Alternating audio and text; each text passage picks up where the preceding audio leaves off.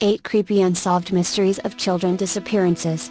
There is nothing more heartbreaking or disturbing than the sudden disappearance of a child, and here are 8 cases of children who disappeared, under mysterious circumstances that to this day remain unsolved.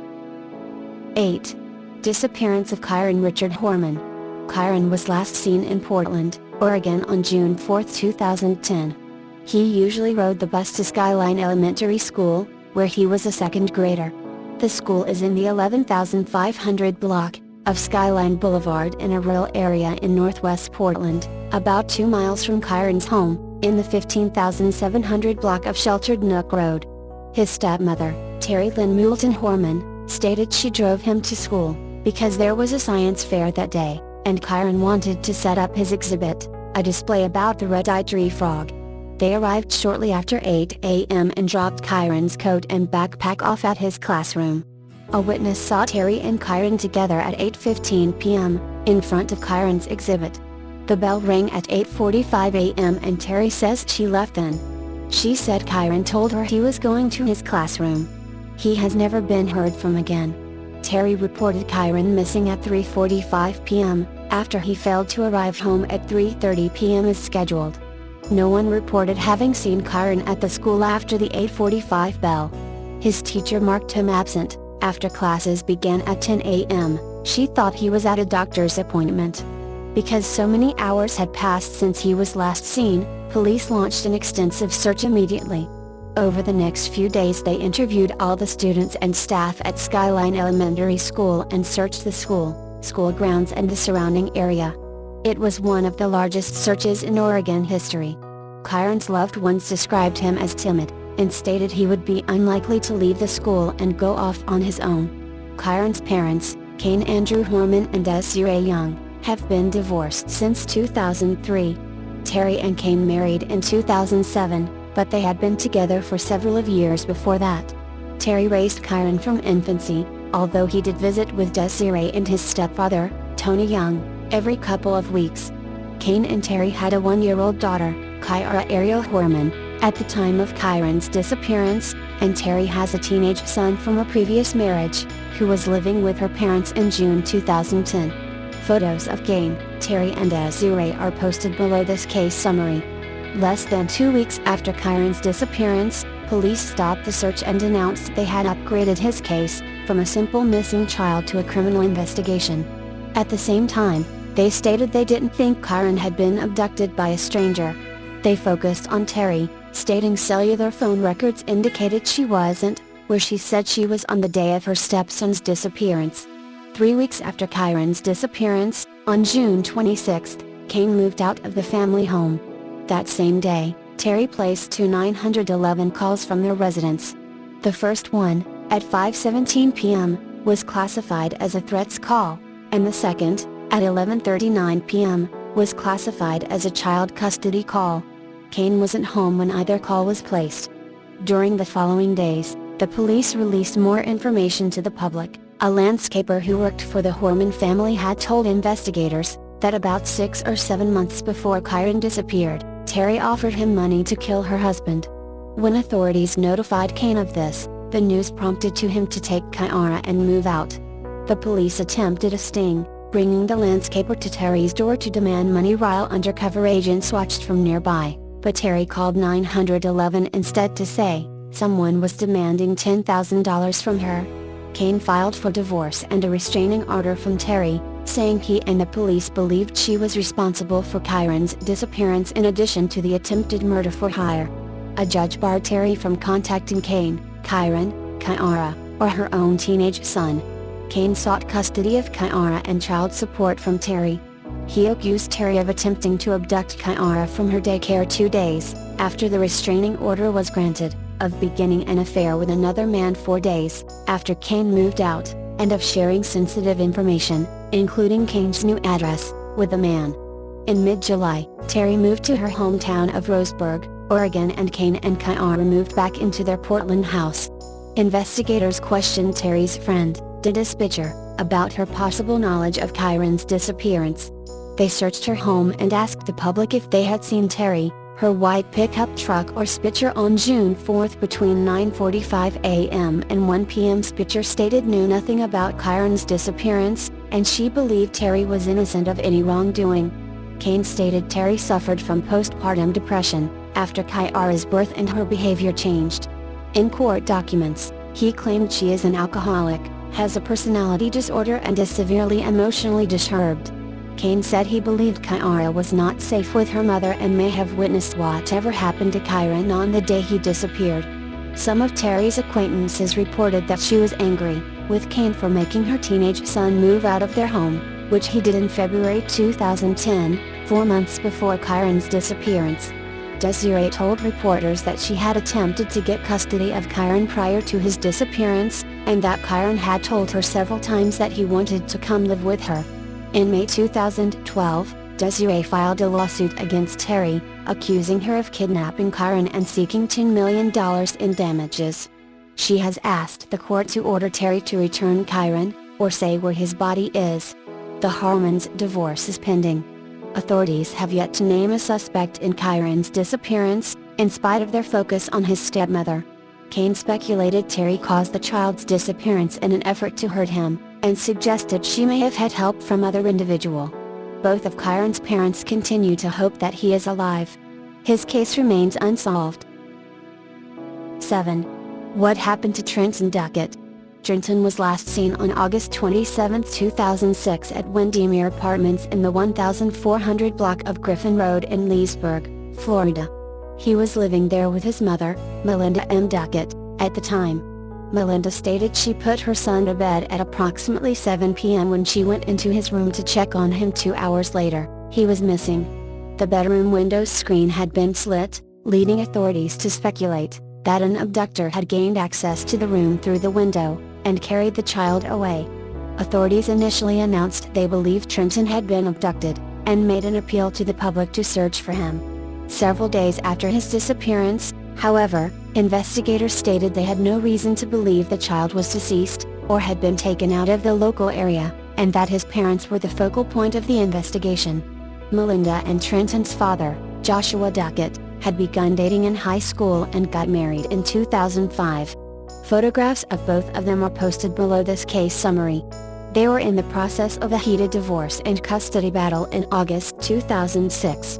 Their relationship had been a contentious one, with numerous allegations of domestic violence between the couple, and abuse of Trenton before and after the marriage.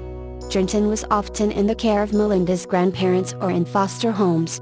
Melinda won a temporary restraining order against Joshua in July 2006, after accusing him of threatening her life and Trenton's. Joshua denies the allegations. He has been cooperative in the disappearance of his son and has passed a polygraph test. Joshua's father, James Jimmy Duckett, is on death row in Florida. A former police officer, he was convicted of the rape and murder of a young girl in 1988. Joshua was only a toddler at the time his father was incarcerated, but they have maintained a relationship with each other.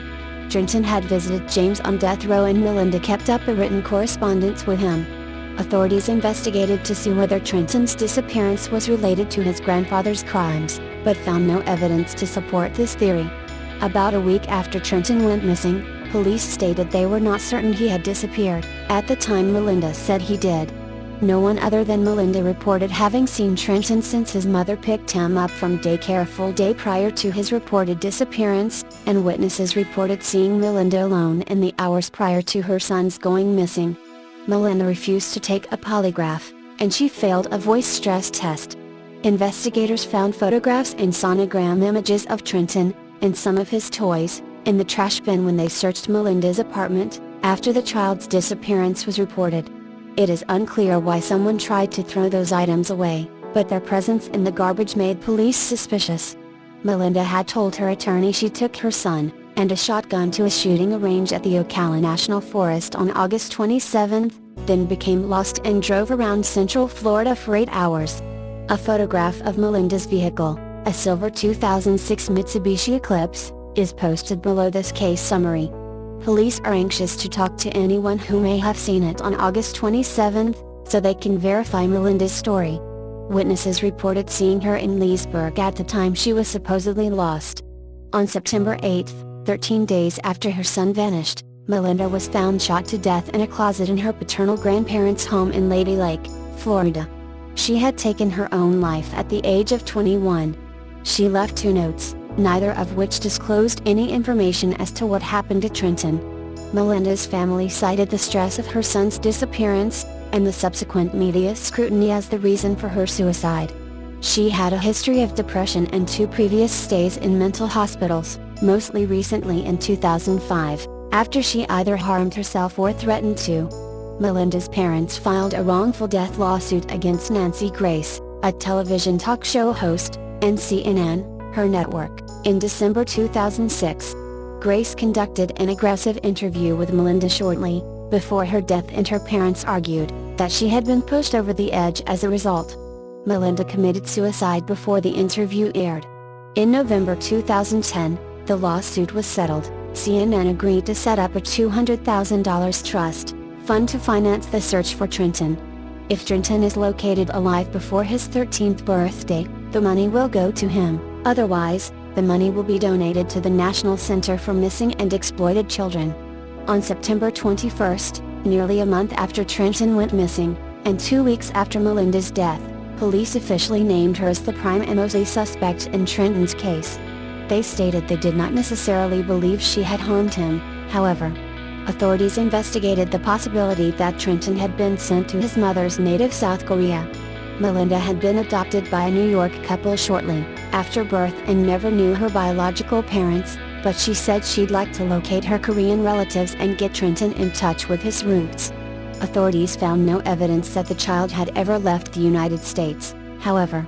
Almost a full year after Trenton disappeared, investigators stated they had ruled out several theories in his case. They no longer believe he was abducted by a stranger, or that his mother gave him to another individual to hide from Joshua.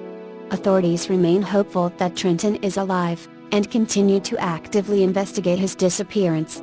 His case remains unsolved. 6. Timothy Pibson. Timothy lived with his parents, James Pibson, and Amy Joan Marie Fry Pibson, in Aurora, Illinois at the time of his disappearance. He is their only child.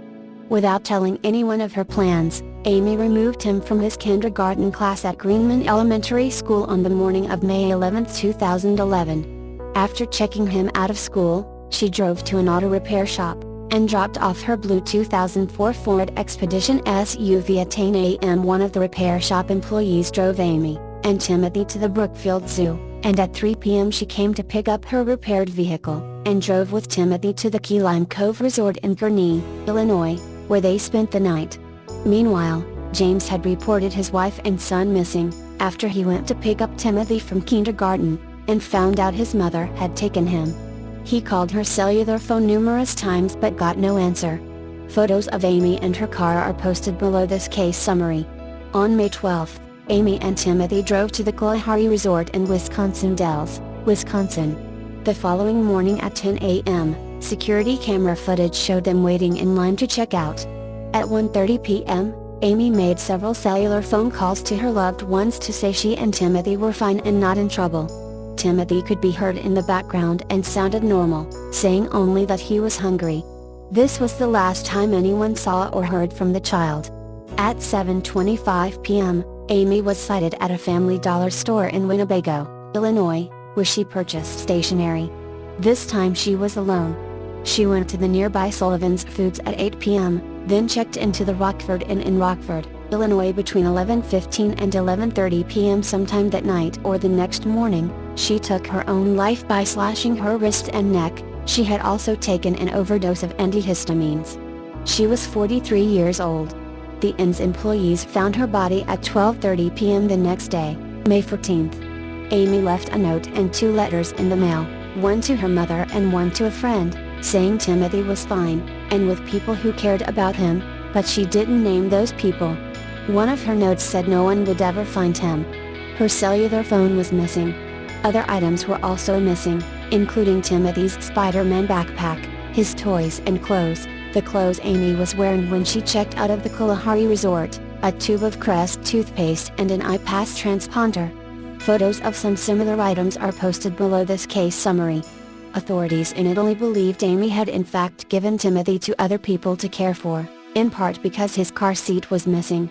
However, the car seat turned up in Timothy's grandmother's possession in Wooster, Ohio. She had had it since a week before Timothy disappeared.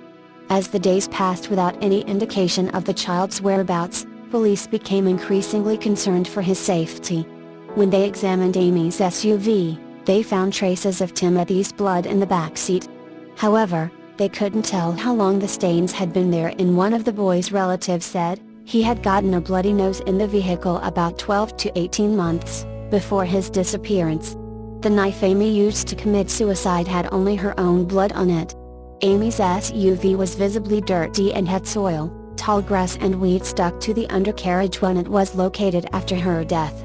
Forensic testing on the plant and sediment materials on the car indicated it stopped for a time on a gravel area just off an asphalt road that had at one time been treated with glass road-making beads.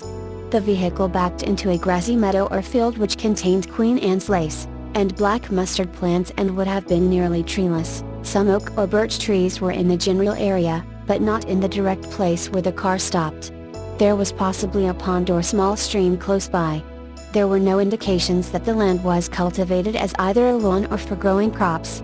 Investigators think the meadow is probably in Lee County or Whiteside County in northwestern Illinois, but they are also considering Butte Carroll, Ogle, Stevenson and Winnebago counties. Investigators believe Amy may have been planning Timothy's disappearance for months. In February and March 2011, she took 2 unexplained trips to the area he would later disappear from. She had an email account opened under her maiden name in 2007, and kept it a secret from her husband, but the account didn't contain anything useful to the investigation. James stated he was baffled by his wife's suicide and Timothy's disappearance, and had no idea where his son could be. He and Amy's mother both stated Amy loved Timothy, and they didn't believe she would have harmed him. Amy had suffered from depression and had reportedly left home before for extended time periods. All of the child's family members have all been cooperative with the investigation, and none of them have been named as suspects in Timothy's disappearance. Amy's cellular phone, which was missing at the time of her death, turned up on the roadside of Route 78 in the autumn of 2013. Investigators went back to the place where it was found and conducted a search, but found nothing else of interest, and nothing of interest in the phone itself. Timothy's loved ones described him as a very active, outgoing boy and a natural leader who was at ease with both adults and other children. He enjoys going to the zoo, using playground equipment such as the swings and sandbox, bike and go-kart riding, and his collection of Matchbox cars. He was learning how to swim at the time of his disappearance. His favorite foods including Chuck E. Cheese pizza, yogurt, macaroni and cheese, and anything from McDonald's. Aurora police are investigating Timothy's case. His disappearance remains unsolved. 5. The case of Adam Walsh.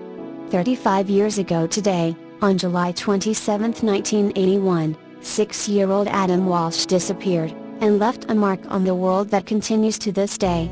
Back then, there was no such thing as an Amber Alert. This was even before pictures of missing children began appearing on milk cartons.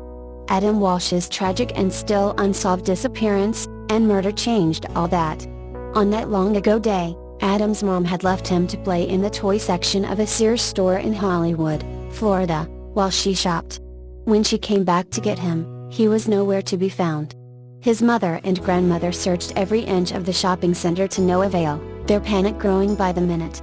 The police arrived 2 hours after Adam disappeared, and Adam's father, John Walsh, worked with them to try to find his son. No sign of the little boy was found for over 2 weeks, when, on August 10, 1981, fishermen found Adam's decapitated head in a Vero Beach canal 120 miles away. The rest of Adam's remains have never been found. Owen and Ruth Walsh reportedly had an uneasy relationship with the police during the investigation of their son's death. According to numerous reports, the Walshes believe that the Hollywood Police Department botched parts of the investigation. The police weren't exactly denying it, either, as they even apologized to the family after they finally realized that they had sufficient evidence to close the case. They had long suspected that Odyssey Toole, a drifter who became a convicted serial killer, was the likely murderer. Toole had actually admitted to killing Adam approximately 24 times, but later recanted. There are reports that Toole even wrote a letter to the Walsh family in 1988, telling them that, for $5,000, he'd tell them the location of Adam's body. However, police could not find evidence to support Toole's confession. When police tested blood-stained carpet from Toole's white Cadillac, the more primitive DNA testing process of the time could not link that blood to Adam. There was an attempt to retest the carpet in 1994, but when a detective went to get the carpet to obtain a sample, he discovered that both the carpet and the car had been lost and were no longer in police evidence. However, Toole had always remained high up on the list of potential suspects, alongside Jeffrey Dahmer. When retired Detective Joe Matthews went back to look at the cold case, he discovered more evidence that police appeared to have ignored during the initial investigation. The biggest discovery was a roll of film containing pictures of the crime scene, including Toole's car, that had never even been developed.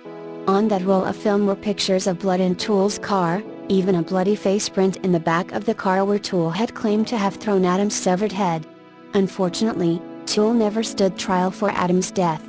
He died in prison on September 15, 1996, in the midst of serving 5 unrelated life sentences. In December 2008, police finally declared they were closing the case, stating that Adam Walsh had been killed by Toole. There are some who still disagree with the police's conclusion that Toole killed Walsh. One prominent alternative theory from author Willis Morgan points the finger at Jeffrey Dahmer, who was reportedly at the Hollywood Mall around the same time as Adam Walsh on the day he was kidnapped. You can read more on Morgan's theory here. As a result of Adam's disappearance and murder, John Walsh became one of the preeminent activists for missing children.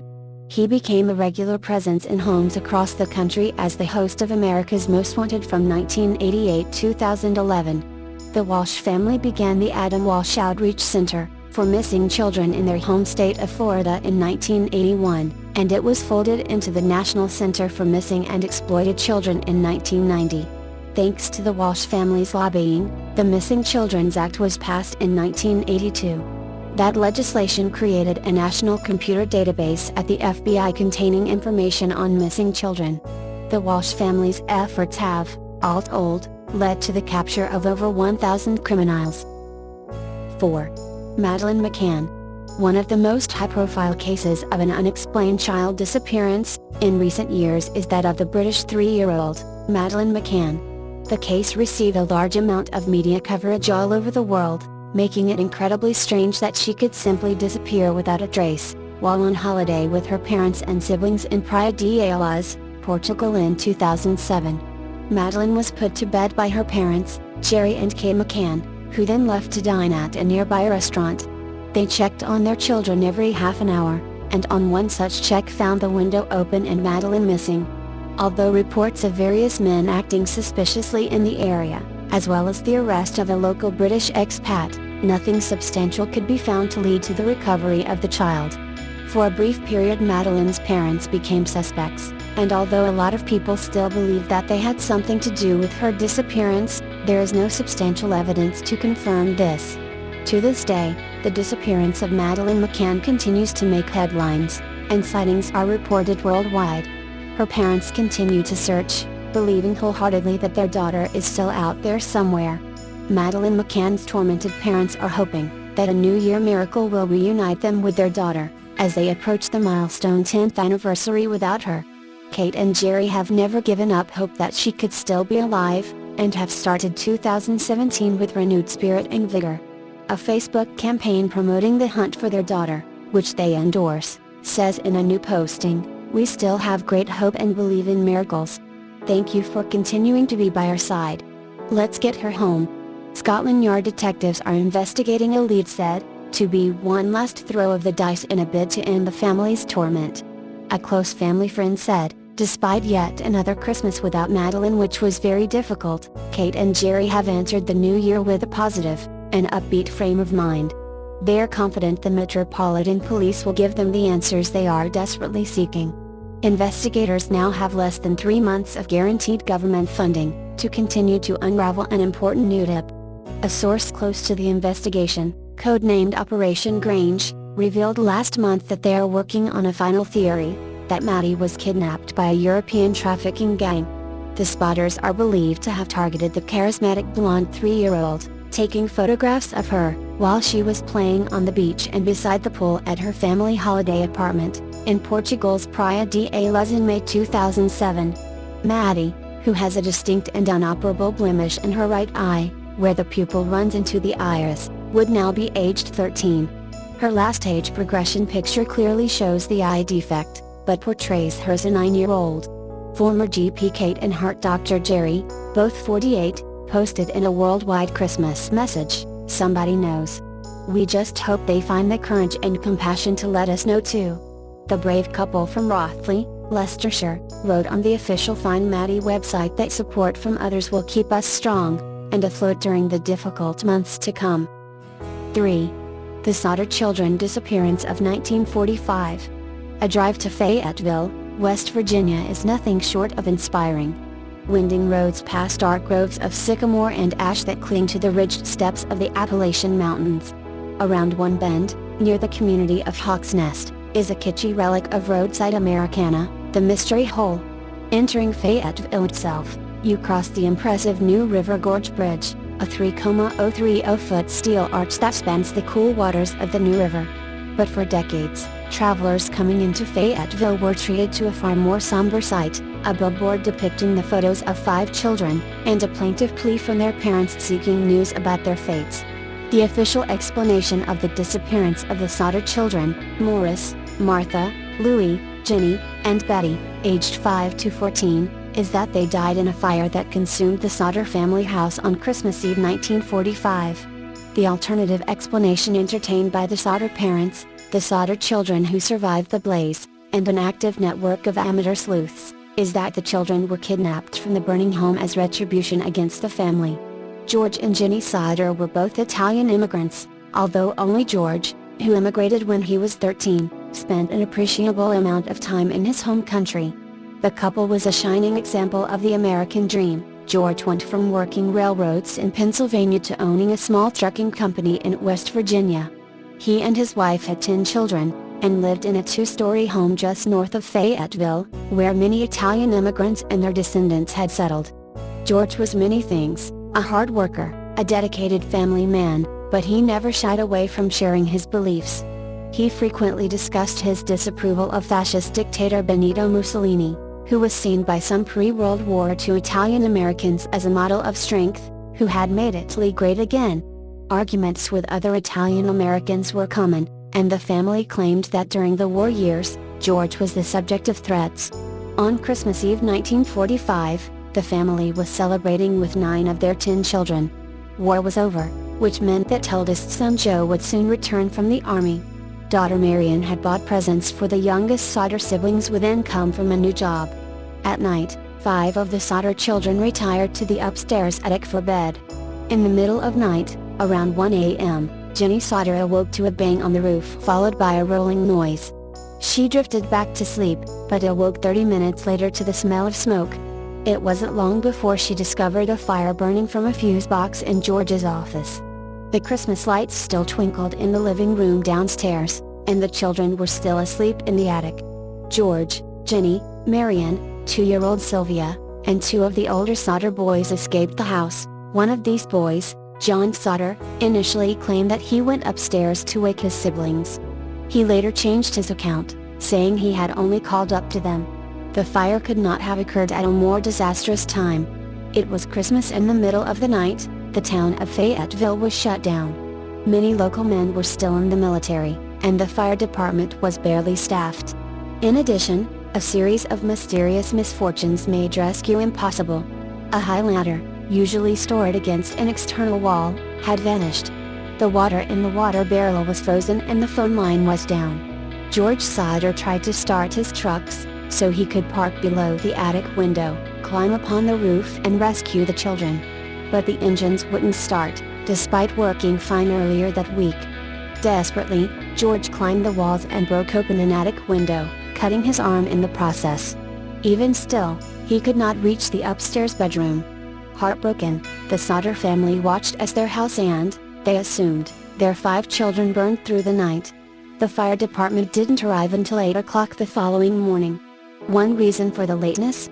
Fayetteville's fire chief F.J. Morris, who could not drive his own department's fire truck. A cursory 2-hour examination ensued, even though fire investigations often lasted days, or even weeks. No bones were found, and the Sodders were told their children must have burned away completely. Later, George Sodder, unable to endure the sight of his ruined home, used a bulldozer to bury what remained under 5 feet of dirt. In the coming weeks, the Sodders came to believe their children had, in fact, been kidnapped, perhaps by mafia members, who resented George's anti-Mussolini rants. The missing house ladder was found tossed into a nearby ravine. Investigators concluded the fire was the result of faulty wiring, even though George recently had an electrician rewire the house and the Christmas lights remained on as the fire burned. A nearby hotel owner claimed to have hosted strange lodgers traveling with a set of children. After chatting with a local crematorium employee, Jenny Sodder determined there was no way the children's bones could have been incinerated. The Sodders hired a private investigator, who soon unearthed a shocking lead. Fayetteville's fire chief F.J. Morris had apparently found a heart among the ashes of the house. He secretly packed the heart into a box and then buried it. The tip was initially confessed to a minister, who confirmed the account to George Sodder. When confronted with the accusation, Morris admitted to the story. He took Sodder to the spot where he buried the remains. Indeed, a box was buried in the ground with some flesh inside, but a local funeral director declared it was fresh beef liver that had never been exposed to extreme heat. Many point to this bizarre twist as evidence that Morris was indeed trying to convince the Sodders that their children had died in the fire, throwing them off of the youngsters' true fate. In a sense, the theory may be true. Morris may have been trying to convince the Sodders that their children died that night. But it wasn't because he was covering up a kidnapping. Rather, he was covering up his own incompetence. By the chief's own admission, he could not drive his department's fire truck. The short 2-hour investigation on Christmas morning was hardly adequate. And George Sodder may well have buried the Sodder children's remains too deeply when he bulldozed dirt over the smoldering ruins of the house. The Sodders themselves never abandoned the theory that their children had been kidnapped. Billboards and advertisements asked after their fates. In 1967, a photo was sent to the Sodders, claiming to portray a now-grown little Louis, although this may have been a cruel trick played on a family whose tragic story had by then become national news. Although multiple follow-ups on various tips have yielded little to no substantive developments, the kidnapping theory lingers to this day. 2. Beaumont children disappearance. Glenelg is a popular seaside suburb in Adelaide, South Australia. The town's sunny beaches provide relief from the urban bustle, and crowds come to relax there during the summer months. But on one bright day in January, darkness gathered at Glenelg shores. It was Australia Day, January 26, 1966, and scorching hot in Adelaide. The Beaumont children were en route to the beach for a day's swim. Jane, the oldest at age 9, was responsible for her younger siblings, Erna, age 7, and Grant, age 4. The siblings had boarded a public bus at 10 a.m. for a 5-minute ride to the beach, a trip they completed only yesterday. Their mother Nancy spent the morning with her friend, while her husband Jim was at work. Nancy told her children to return home by 2 p.m. for lunch. When the scheduled bus arrived without them, Nancy assumed her children simply missed their ride. But when the next bus arrived and the children were nowhere to be seen, the mother grew concerned. She called the police soon thereafter. The following day, the Beaumont children were officially declared missing. According to eyewitnesses, the 3 children had disembarked at the beach around 10:15 a.m. They were then seen at 11 a.m. by an elderly woman, who spotted them playing under a sprinkler. But someone else was also present, a lean, blond man in a blue bathing suit. He was first lying belly down, watching the Beaumont children play. 15 minutes later, the mystery man was playing with them.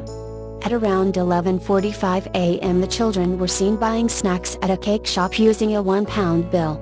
This would be the first clue that something was awry, as the children hadn't left the house with that much money. Someone must have given it to them. The final sighting came from a local postman who knew the children well. He said he spotted the Beaumont children around 3 p.m., walking alone and away from the beach on Jetty Road.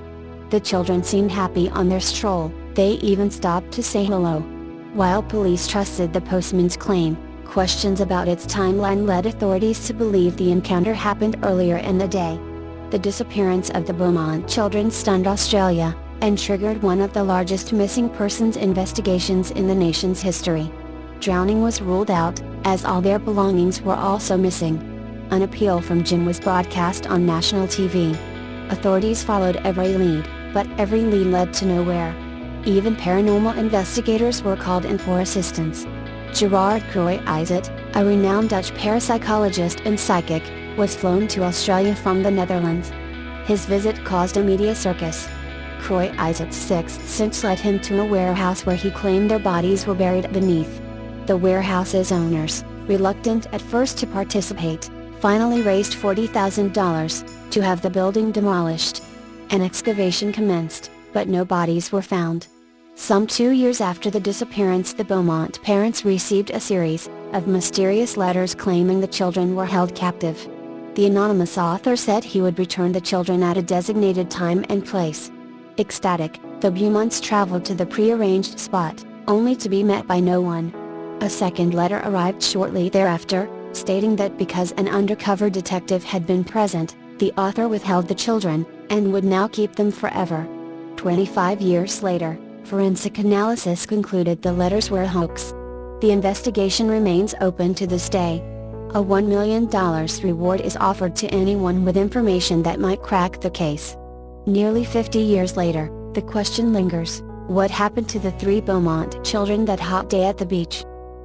1. The disappearance of Asha Degree. Asha resided with her family in an apartment on Oakrest Street in Shelby, North Carolina in 2000. She was last seen inside her home at approximately 2:30 a.m. on February 14, 2000.